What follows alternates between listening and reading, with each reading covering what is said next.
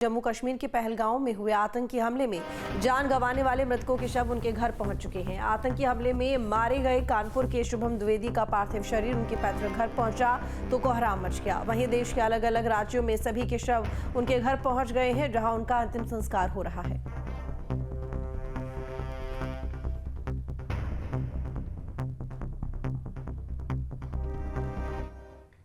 तो ये तस्वीरें यूपी के कानपुर की तस्वीर आपकी टीवी स्क्रीन पर। महाराष्ट्र के पुणे, उड़ीसा के बालासोर और इसके साथ ही गुजरात के भावनगर, कर्नाटक का बेंगलुरु, महाराष्ट्र के पनवेल, मध्य प्रदेश में इंदौर, हरियाणा में करनाल और तमिलनाडु में चेन्नई, उड़ीसा भुवनेश्वर, छत्तीसगढ़ रायपुर, अरुणाचल प्रदेश, तमाम जगह की तस्वीरें हम आपको दिखा रहे हैं, जहाँ पर पार्थिव शरीर उनके अपने घर पहुँच चुके हैं, जो कि शिकार बने हैं पहलगांव में हुए आतंकी हमले का। सभी के घरों में कोहराम मचा हुआ है।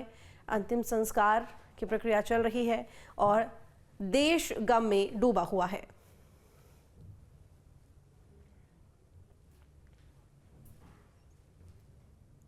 कानपुर से खबर है, ड्योढ़ी घाट पर किया जा रहा है शुभम का अंतिम संस्कार।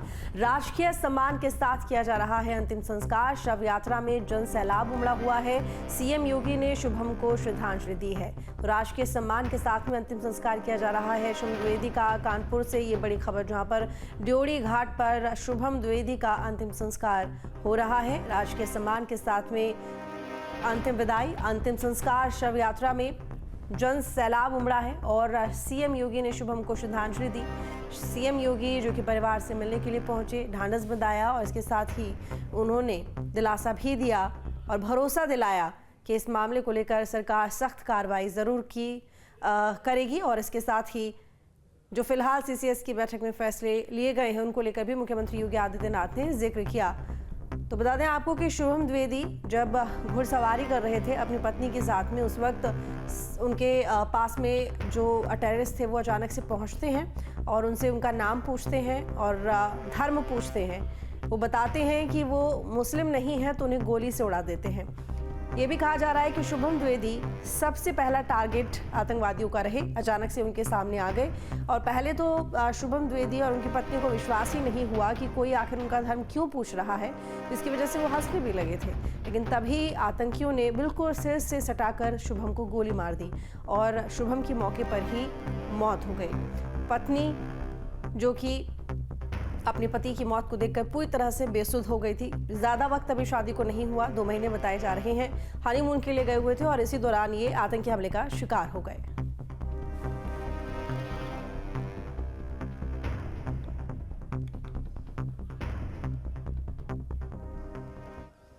कानपुर से बड़ी खबर है, जहां पर शुभम की पत्नी ईशान्य का बयान सामने आया है। आतंकी आए, उन्होंने पूछा हिंदू हो या मुसलमान, मुसलमान हो तो कलमा पढ़कर बताओ। इसके बाद उन्होंने सबसे पहले शुभम को ही मारा, इसके बाद अन्य लोगों की हत्या की है। तो कानपुर से एक खबर, जहां पर शुभम की पत्नी ईशान्य का बयान सामने आया। उन्होंने बताया कि क्या आप बीती रही है। उनका कहना है कि आतंकी उनके पास में आते हैं, उनसे पूछते हैं कि हिंदू हो या मुसलमान, और अगर मुसलमान हो तो कलमा पढ़कर बताओ। और इसके बाद उन्होंने सबसे पहले शुभम को मौत के घाट उतार दिया, इसके बाद अन्य लोगों की हत्या कर दी। ऊपर वाली चढ़ाई होती है, उस पर गए थे हम लोग, घोड़े से लेके गए थे। वो रास्ता ही नहीं है कि कोई इंसान चल के जा पाए, घोड़े से लेके गए थे। ऊपर पहुंचे, बस हमने मैगी का ऑर्डर दिया और मैं और शुभम बैठ के मैगी खाने जा रहे थे। शाम भी मेरी बहन थोड़ा दूर बैठी थी और पापा मेरे वॉशरूम गए थे। उतनी देर में एक बंदा पीछे से आया और उसने गोली साइड में रख के उससे पूछा हिंदू है कि मुसलमान। मुसलमान है तो पहले कलमा पढ़ के दिखा।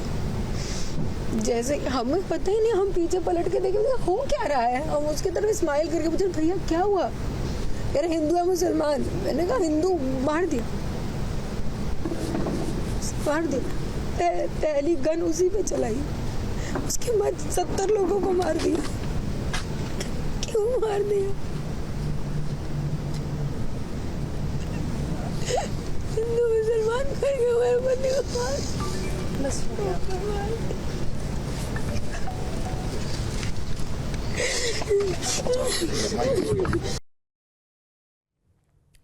श्याम हमारे साथ में जुड़े हुए हैं कानपुर से इस वक्त। श्याम, अंतिम संस्कार की जो प्रक्रिया है क्या वो शुरू हो चुकी है शुभम द्विवेदी की?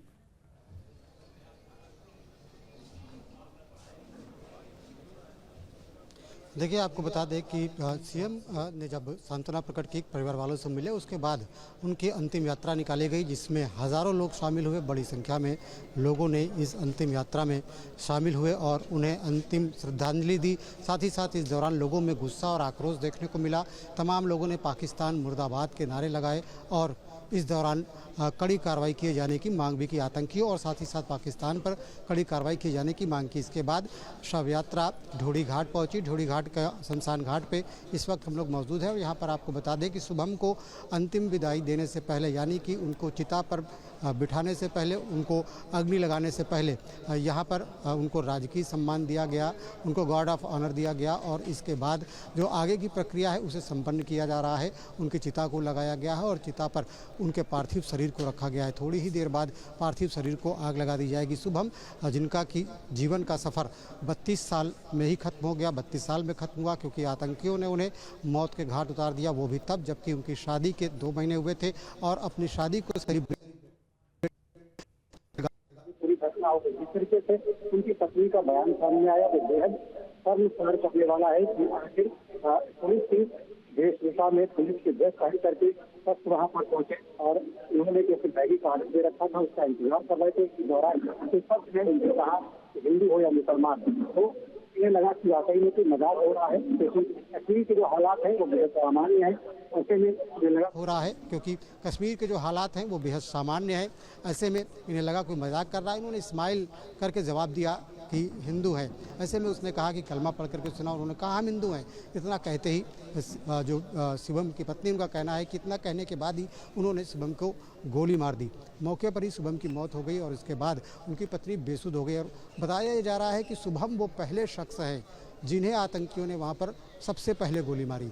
उसके बाद वो मौत का नंगा नाच उन्होंने वहाँ पर खेला। तमाम और लोगों को गोलियां मारी, 27 लोगों की मौत हुई।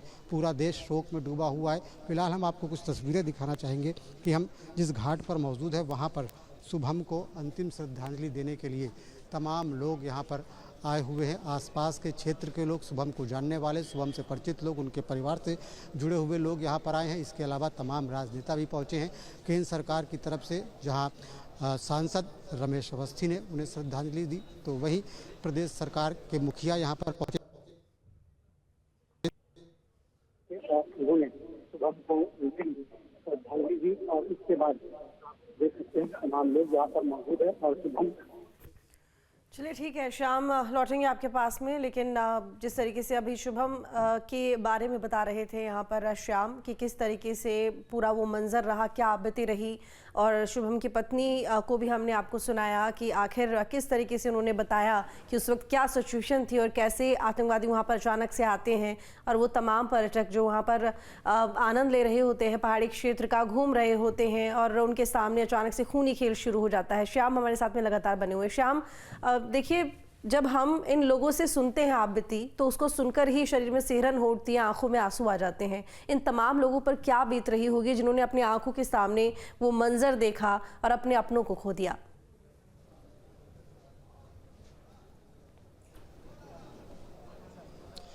देखिए, इनके दुखों को शब्दों में बयान नहीं किया जा सकता, भावनाओं को बयान नहीं किया जा सकता। जो उनके ऊपर बीता है वो उम्मीद यही की जा रही है किसी दूसरे के ऊपर ना बीते, क्योंकि निर्दोषों को इस तरीके से मारना, जो लोग अपनी खुशी सेलिब्रेट करने के लिए कश्मीर, जिसे कि दुनिया का स्वर्ग कहा जाता है दुनिया में अगर कहीं स्वर्ग है तो कश्मीर में है। तो कश्मीर की वैली में घूमना तमाम लोगों की चाहत होती है कि वहाँ पर जाएं, प्राकृतिक नज़ारे को देखें, क्योंकि इस दंपत्ति की शादी 2 महीने पहले ही हुई थी। तो ऐसे में क्योंकि शुभम को घूमने का शौक़ था, इसी वजह से वह अपने परिवार के 11 सदस्यों के साथ, पति पत्नी, माँ बाप, सास ससुर और तमाम अन्य लोगों के साथ वो अपनी कश्मीर यात्रा पर लौटे थे। आपको बता दें, जिस दिन ये घटना हुई है उसके अगले दिन शुभम को वापस लौटना था, लेकिन किसने सोचा था कि शुभम, जो कि अपनी ज़िंदगी की दूसरी पारी की शुरुआत कर रहे हैं, व्यवसाय वो संभाल रहे थे, कुछ दिनों पहले ही उनकी शादी हुई थी और दूसरी पारी की शुरुआत कर रहे हैं, उन्हें जब कश्मीर से वापस आना है तो अगले दिन जब वो आएंगे तब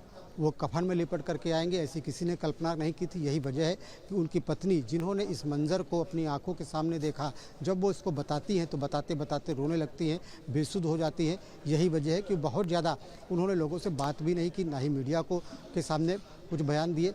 एकमात्र बयान उन्होंने दिया, और क्योंकि वो दर्द इस तरीके का है जिसको बयां करते ही आंखों से आंसू गिरने लगते हैं। तमाम वो लोग जिन्होंने इसको सुना, इस घटना के बारे में जानकारी हुई, उनकी आंखें नम हो गई। आपको बता दें कि सुबह जब हम शुभम के घर पर पहुंचे थे तो तमाम क्षेत्र के लोग वहां पर मौजूद थे, ग्रामीण महिलाएं मौजूद थी, उनकी आंखें नम थी। वो वहां पर रोती हुई नजर आई, क्योंकि शुभम के बारे में जो स्थानीय लोगों से जानकारी मिली, कहा जाता है कि बड़ा मिलनसार लड़का था, तमाम लोगों से बहुत अच्छे से बात करता। तो ऐसे में शुभम का जाना जहाँ उसके परिवार के लोगों को खल रहा है, उन्हें परेशानी में डाल रहा है, उनकी पीड़ा का कारण बन रहा है, खासकर उसकी पत्नी जिसने उसके साथ केवल 2 महीने बिताए, सुनहरे सपने ज़िंदगी के देखने अभी शुरू किए थे, और उन सपनों को आतंकवादियों ने उजाड़ दिया। वहीं दूसरी तरफ जो भी लोग शुभम को जानते थे वो काफ़ी दुखी हैं। आपको बता दें कानपुर के तमाम दूर दूर से लोग यहाँ पर पहुँचे हैं। जो इस परिवार से कनेक्ट रहा है वो इस दुख की घड़ी में उनके दुख में भागीदार करने के लिए, उनके गम को शरीक करने के लिए यहाँ पर पहुँचा है।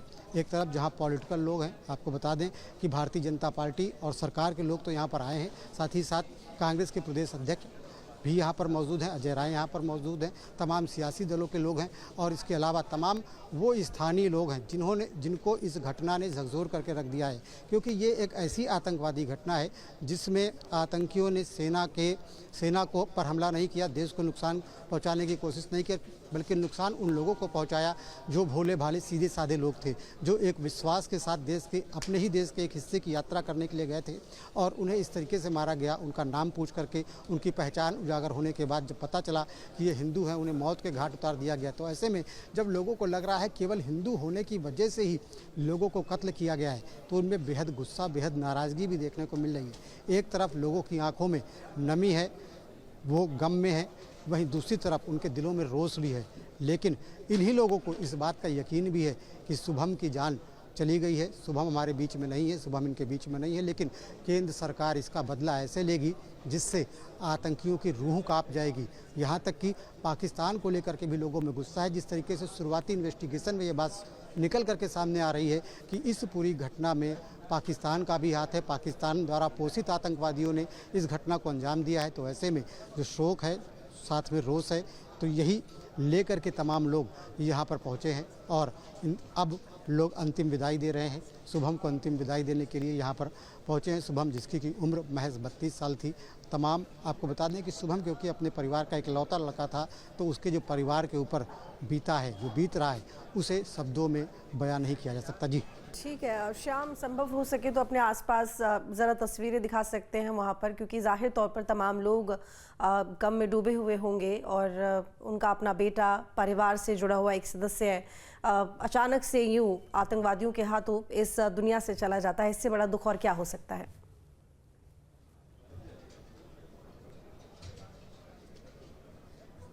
देखिए, हम दिखाएंगे आपको, तस्वीरों के माध्यम से दिखाने की कोशिश करते हैं कि सामने चलेंगे जहां पर शुभम की जो चिता है वो लगाई जा रही है। दरअसल थोड़ी देर पहले जब शुभम की शव यात्रा यहाँ पर पहुँची थी, तो उन्हें यहीं पर बाएं हाथ पर उनका राजकीय सम्मान किया गया, उन्हें गार्ड ऑफ ऑनर दिया गया। आप देख सकते हैं कि तमाम जो पुष्पगुच्छ हैं, जो केंद्र सरकार और प्रदेश सरकार का प्रतिनिधित्व करते हैं कानपुर में, उन लोगों ने उन्हें श्रद्धांजलि दी। और इसके बाद सामने की ओर दाहिने हाथ पर आप देख सकते हैं कि उनकी चिता को सजाया जा रहा है, चिता रखी जा रही है, और चिता के ऊपर उनके पार्थिव शरीर को रखा जा रहा है। थोड़ी ही देर बाद परिवार के लोग उन्हें आग के हवाले कर देंगे। आप देख सकते हैं कि किस तरीके से जो लोग यहाँ पर मौजूद हैं वो सन्नाटे में हैं, दुखी नज़र आ रहे हैं। आप ये देखिए, थोड़ी देर में ही जो अंतिम प्रक्रिया है, जो अंतिम संस्कार की प्रक्रिया है, वो शुरू कर दी जाएगी। आग लगाने का जो काम है वो शुरू हो जाएगा। हम दिखाना चाहेंगे तस्वीरों के माध्यम से कि देखिए कि जो उनकी चिता है वो पूरी तरीके से लग करके तैयार हो गई है, और कुछ ही वक्त का समय बचा है जब शुभम अपनी अंतिम यात्रा की ओर निकल पड़ेंगे। और ये यात्रा वही है कि उनके शरीर को, जो उनका पार्थिव शरीर है, उस पर आग लगाई जाएगी, और उसके बाद जो उनका जो तमाम प्रक्रियाएं हैं उसके बाद जो होंगी उनको अंतिम अंजाम दिया जाएगा। शुभम का ये सफ़र ज़िंदगी का यहाँ पर ख़त्म हो जाएगा। इस वजह से नहीं क्योंकि उन्होंने अपनी उम्र पूरी कर ली थी, इस वजह से नहीं कि उन्हें कोई बीमारी हो गई थी, इस वजह से नहीं कि उनका कोई एक्सीडेंट हो गया था।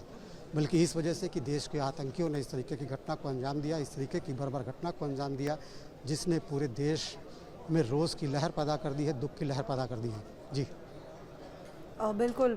शाम, मुख्यमंत्री योगी आदित्यनाथ यहाँ पर परिवार से मिलने के लिए पहुंचे, सांत्वना देने के लिए पहुंचे, क्या क्या बातें हुई? मुख्यमंत्री योगी आदित्यनाथ ने क्या कहा? उनके साथ में और कौन से नेता मौजूद थे? कितनी देर वो वहाँ परिवार के बीच में रहे?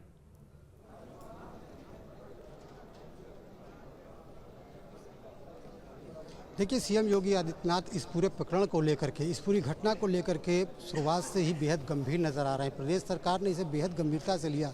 जैसे ही जानकारी हुई कि आतंकी हमले में कानपुर के एक शख्स की मौत हुई है, प्रदेश सरकार के जो प्रतिनिधि हैं वो शुभम के घर पर पहुंचने शुरू हो गए थे। और क्योंकि सीएम योगी आदित्यनाथ खुद इस पूरे मामले को बेहद गंभीरता से ले रहे थे, तो कल जब विधानसभा अध्यक्ष इनके घर पहुंचे थे, परिजनों से मुलाकात कर रहे थे, तो सीएम योगी आदित्यनाथ ने उनके फ़ोन से परिवार वालों से बात की, उन्हें ढांढस बंधाया। इतना ही नहीं, सीएम आज खुद उनके घर पर पहुँचे परिवार से, शोक संतप्त परिवारजनों से उन्होंने न केवल मुलाकात की, बल्कि तकरीबन 15 मिनट बैठ करके उन्हें ढांढस बंधाया। और इसके बाद उन्होंने आतंकियों को चेतावनी भी दी।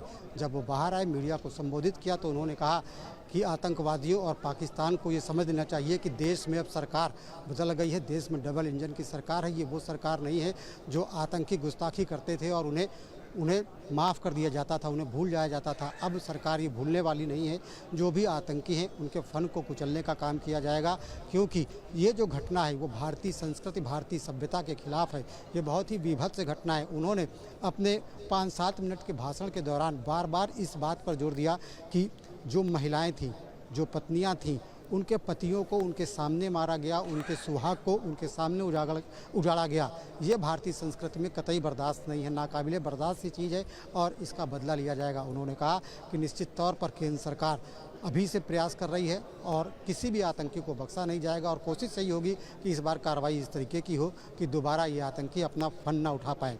तो सीएम योगी आदित्यनाथ ने किसी तरीके की मुआवजे उसकी घोषणा तो नहीं की, लेकिन उन्होंने ये ज़रूर कहा कि वो शोक संतप्त परिवार के साथ में है और हमेशा इस परिवार के साथ में रहेंगे। जो कुछ इस परिवार ने इस दर्द को सहा है, जो ये दर्द सह रहा है, उसकी भागीदारी करने के लिए प्रदेश सरकार उनके साथ में खड़ी हुई है, क्योंकि एक सक्षम परिवार है, खुद अपना भरण पोषण कर सकता है, परिवार के लोग सक्षम है। तो किसी तरीके का मुआवजा तो नहीं, लेकिन परिवार वालों का उन्होंने दुख बांटा और साथ ही साथ ये ज़रूर कहा कि जो दोषी हैं उन्हें किसी भी कीमत पे बख्शा नहीं जाएगा। सरकार उनको उनके अंतिम अंजाम तक पहुंचाने के लिए प्रयास करती रहेगी। जी बिल्कुल। परिवार की तरफ से मुख्यमंत्री योगी आदित्यनाथ वहां पर पहुंचते हैं, तो परिवार की तरफ से क्या कुछ बातें रहीं, उनकी क्या उम्मीदें हैं अब सरकार से, प्रशासन से? जब मुख्यमंत्री योगी आदित्यनाथ उनसे बात कर रहे थे तो परिवार से अगर हम देखें तो शुभम की जो पत्नी है उनका क्या कहना है, जो शुभम के पिता हैं उनका क्या कहना है?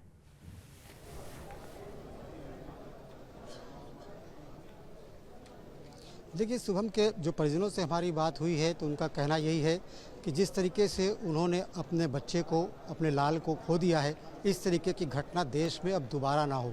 इस तरीके की घटना ना हो कि कोई अपनी खुशियों को सेलिब्रेट करने के आए और उसे सिर्फ इसलिए मार दिया जाए कि वो एक धर्म विशेष से ताल्लुक़ रखता है, वो हिंदू है, इसलिए उसकी हत्या की जाए। इस तरीके की घटना अब पूरे देश में दोबारा नहीं होनी चाहिए। ये शुभम का परिवार बार बार कह रहा है, वो शुभम के लिए न्याय की मांग कर रहा है। उनका कहना है कि जिन लोगों ने इस घटना को अंजाम दिया है उन्हें सख्त से सख्त सज़ा दी जाए, आतंकवाद का समूल नाश किया जाए। उनके जो चाचा हैं मनोज द्विवेदी, वो बार बार इस बात को कहते आए कि अगर युद्ध ज़रूरी है तो इस मौके पर अब युद्ध भी हो जाए, लेकिन आतंकवाद देश में नहीं रहना चाहिए। तो शुभम के परिजन अपने लिए कुछ नहीं मांग रहे हैं, लेकिन उनका कहना ये है कि उनके बेटे को इंसाफ मिलना चाहिए और साथ ही साथ इस तरीके की घटना किसी और के साथ ना हो, इस तरीके का एक्शन हो, इस तरीके का मैसेज जाना चाहिए। जी ठीक है। और दाह संस्कार कितनी देर में शुरू होगा श्याम? क्योंकि अभी जिस तरीके से आप वहाँ पर मौजूद हैं, ऐसे देखने में लग रहा है कि तैयारियाँ चल रही हैं, कितना वक्त और लगेगा?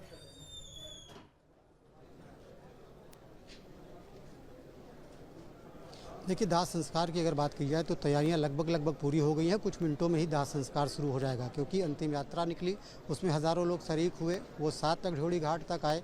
आप देखेंगे ढ्योढ़ी घाट में तमाम जगहों पर केवल लोग ही लोग नज़र आ रहे हैं, क्योंकि इस परिवार की एक प्रतिष्ठा थी। तमाम साल इस परिवार के पास प्रधानी रही है और परिवार के जो लोग हैं वो मिलनसार हैं। तो यही वजह है कि तमाम लोग जिनको भी इसके बारे में पता चला वो शमशान घाट पर खींचे हुए चले आए। और आपको बता दें कि घाट पर जो राजकीय सम्मान देने का काम है वो पूरा हो चुका है और उसके बाद जो शुभम की चिता है वो लगाई जा चुकी है। उनके शव को चिता पर रखा जा चुका है।